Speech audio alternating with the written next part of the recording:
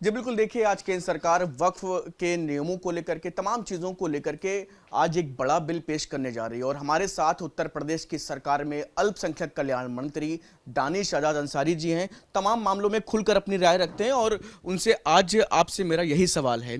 केंद्र सरकार एक बिल ला रही है और तमाम चीज़ें इसमें वक्फ को लेकर के, क्योंकि हमेशा ही देखा गया है कि वक्फ को लेकर के शिकायतें आमजनों में भी और तमाम चीज़ें रहती हैं।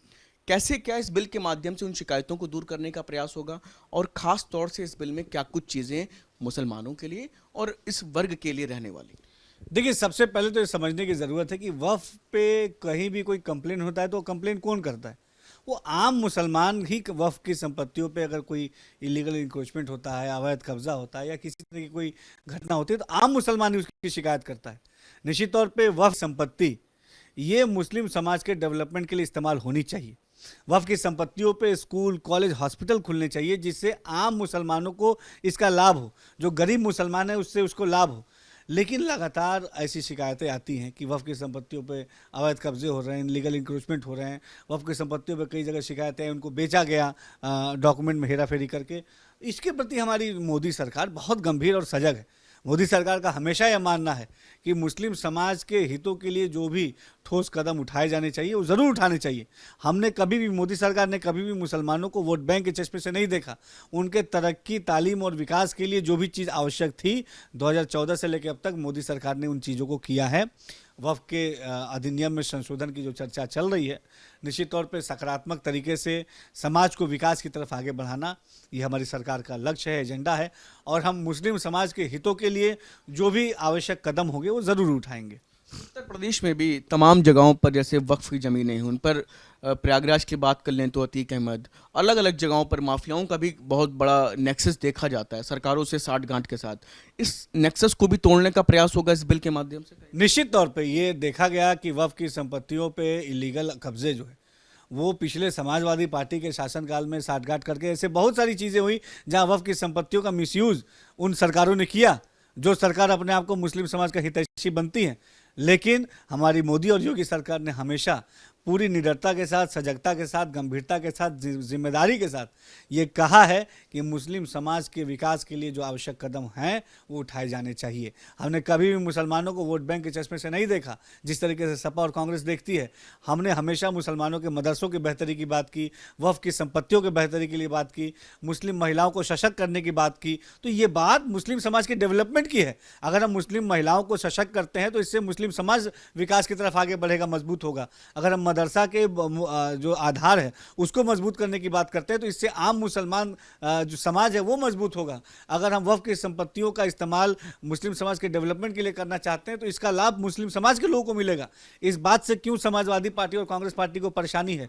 इस बात से समाजवादी पार्टी और कांग्रेस पार्टी इसलिए परेशान है क्योंकि इनका एजेंडा कभी भी मुसलमानों का डेवलपमेंट नहीं रहा। इनका केवल एजेंडा मुसलमानों को वोट बैंक की तरह इस्तेमाल करके, उनका राजनीतिक इस्तेमाल करके सत्ता का सुख हासिल करना है। 40 संशोधन बताए जा रहे हैं इस कानून में। कुछ प्रमुख तौर पर जो आप भी, क्योंकि उत्तर प्रदेश में तमाम चीज़ों को देखते हैं, खास तौर से अल्पसंख्यकों के मामलों को लेकर के, कुछ प्रमुख चीज़ जो वक्फ की में जो बदलाव की सबसे ज़्यादा आवश्यकता है। देखिए, अभी संशोधन की जो चर्चा चल रही है, माननीय प्रधानमंत्री जी के मार्गदर्शन में वो केंद्र सरकार इसको ले आएगी इस बिल को। लेकिन हमारा मानना है, माननीय मुख्यमंत्री जी से मेरी चर्चा हुई, माननीय प्रधानमंत्री जी ने भी मुझे बुलाया जब मिलने के लिए, तो इन लोगों का, माननीय प्रधानमंत्री जी का, मुख्यमंत्री जी का हमेशा ये चिंता रही कि वक्फ बोर्ड के पास एक बहुत बड़ा लैंड बैंक है, उत्तर प्रदेश में नहीं देश में। और इस लैंड बैंक का इस्तेमाल सकारात्मक तरीके से होना चाहिए। वहाँ पर अच्छे इंस्टीट्यूट, बड़े इंस्टीट्यूट, अच्छे डिग्री कॉलेज, प्रोफेशनल कॉलेज खुलें जिससे मुसलमानों को लाभ हो। इसके लिए भी पॉलिसी बननी चाहिए कि वक्फ की जो संपत्ति है जो खाली पड़ी है उसका अनिवार्य रूप से इस्तेमाल हॉस्पिटल, कॉलेज और स्कूल बनने के लिए हो, जिससे सीधा लाभ वहाँ के मुस्लिम समाज के लिए हो। ये बहुत ज़रूरी है। अगर हम मुस्लिम समाज को शिक्षित करेंगे तभी उन्हें सशक्त करके देश के विकास में उनकी सक्रिय भूमिका बना सकते हैं। तो मेरा भी ये मानना है और हमारी सरकार का भी मानना है कि वक्फ की संपत्तियों का सकारात्मक इस्तेमाल होना चाहिए। आप तो बेहतरी की बात कह रहे हैं, केंद्र सरकार भी इसे लेकर के दावे कर रही है। विपक्ष लेकिन आप पे और केंद्र सरकार दोनों की ही नीयत पर सवाल खड़े कर रहा है। समाजवादी पार्टी कहती है कि इनको अपना नाम जो है बदल करके भारतीय जमीन पार्टी रख लेना चाहिए भाजपा को।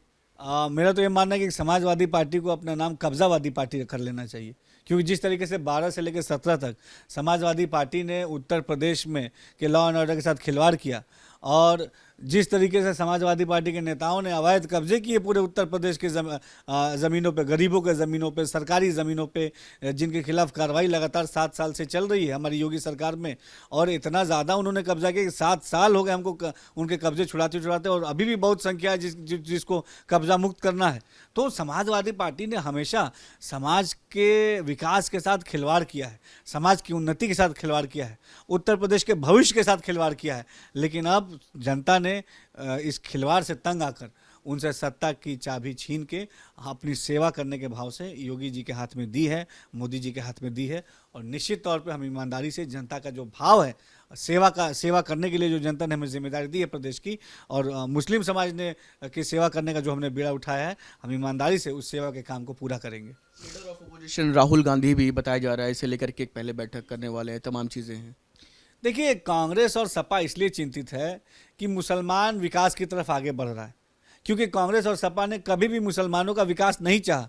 अगर कांग्रेस सपा मुसलमान, मैं उदाहरण के साथ बताता हूं कि कांग्रेस और सपा अगर मुसलमानों का विकास चाहती तो मदरसों में आधुनिक शिक्षा अपने शासनकाल में लागू कर देते। ये बीड़ा मोदी और योगी सरकार को नहीं उठाना पड़ता। 17 के बाद उत्तर प्रदेश में हमने मदरसों को आधुनिक किया, SCRT का कोर्स हमने मदरसों में लागू किया। ये काम कांग्रेस सपा कर सकती थी अपने शासनकाल में, लेकिन नहीं किया। मदरसों में हम आज NCC NSS को लागू कर रहे हैं, ये काम कांग्रेस सपा कर सकती थी लेकिन नहीं किया। मदरसों को हम डिजिटली पावरफुल कर रहे हैं, ये काम कांग्रेस सपा कर सकती थी लेकिन नहीं किया। उन्होंने ये काम इसलिए नहीं किया क्योंकि वो जानते हैं कि मुस्लिम समाज का बच्चा अगर पढ़ लिख लेगा तो उनके रैलियों में जिंदाबाद मुर्दाबाद के नारे नहीं लगाने जाएगा।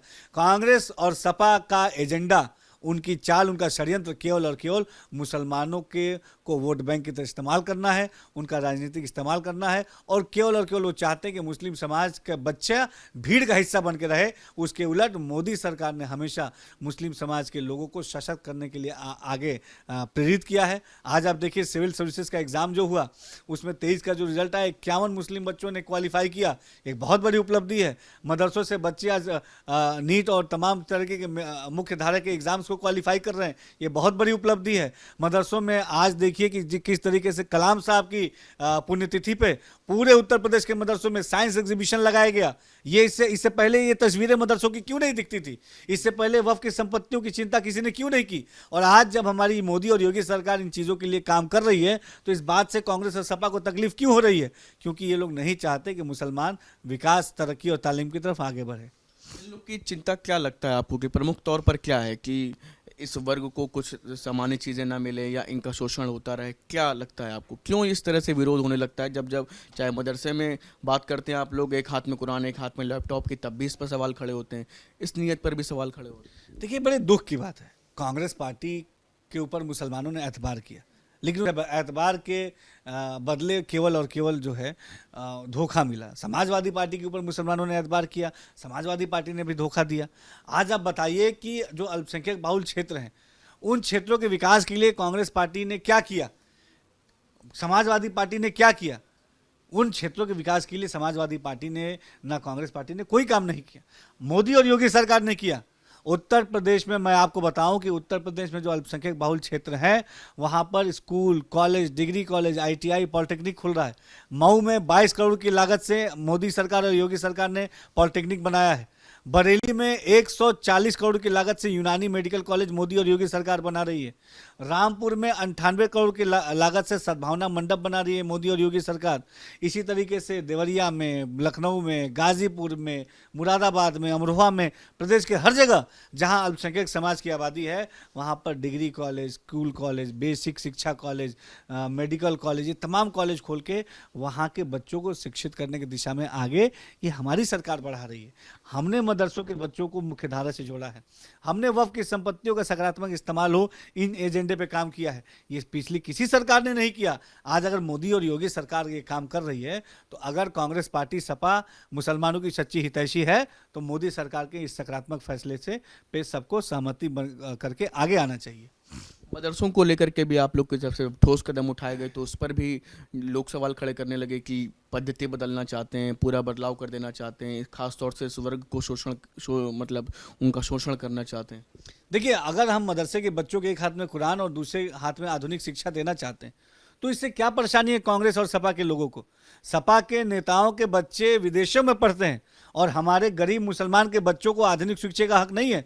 मैं खुद एक मुस्लिम परिवार से आता हूं, मुस्लिम नौजवान हूं। मैं उनसे सवाल पूछता हूं कि अगर समाजवादी पार्टी और कांग्रेस पार्टी से ये सवाल पूछता हूं कि अगर हम मदरसों के बच्चों को दीन इस्लाम के साथ साथ मैथ्स, साइंस और कंप्यूटर पढ़ा रहे हैं तो इससे उन्हें क्या दिक्कत है?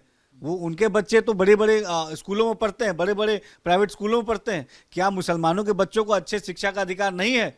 क्या मुसलमानों के बच्चों पे केवल राजनीति करना ये उनका एजेंडा बन गया है? हमने मदरसों को एससीईआरटी कोर्स से जोड़ा है, हमने मदरसों में साइंस एग्जीबिशन इंट्रोड्यूस किया है, हमने मदरसों में आर्टिफिशियल इंटेलिजेंस पढ़ाना शुरू किया है, हमने मदरसों को डिजिटलाइज किया है, हमने मदरसों में स्पोर्ट्स एक्टिविटीज़ इंट्रोड्यूस की हैं, एनसीसी एनएसएस इंट्रोड्यूस किया है, मदरसों के बच्चों को मुख्यधारा से जोड़ा है। आज मदरसे से बच्चा पढ़ के समाज के जो मेन स्ट्रीम की नौकरियां हैं उसमें कम्पीट कर रहा है। ये सोच, ये कॉन्फिडेंस, ये उनको बूस्टअप ये हमारी सरकार ने किया है। ये कांग्रेस और सपा ने क्यों नहीं ऐसा किया? ये आम मुसलमान उनसे सवाल पूछ रहा है लेकिन इसका कोई जवाब उनके पास नहीं है। केवल और केवल गोल गोल बातें करके और मुस्लिम समाज को गुमराह करने का एजेंडा अब कांग्रेस और सपा को बंद करना होगा। हम पूरी तरीके से निडर होके, सशक्त होके, पूरी तरीके से ईमानदारी और पारदर्शी तरीके से अपने मुस्लिम समाज को डेवलपमेंट की तरफ आगे बढ़ाएंगे। उसके लिए चाहे कांग्रेस विरोध करे, चाहे समाजवादी पार्टी विरोध करे, हमें इससे कोई मतलब नहीं। हमारा आम मुसलमान ये खुश होना चाहिए, हमारा आम मुसलमान ये शिक्षित होना चाहिए, हमारा आम मुसलमान ये सशक्त होना चाहिए। ये हमारा एजेंडा है, इस एजेंडा पे हम पूरी ईमानदारी से काम करेंगे। बिल आने के बाद तस्वीर बदलेगी।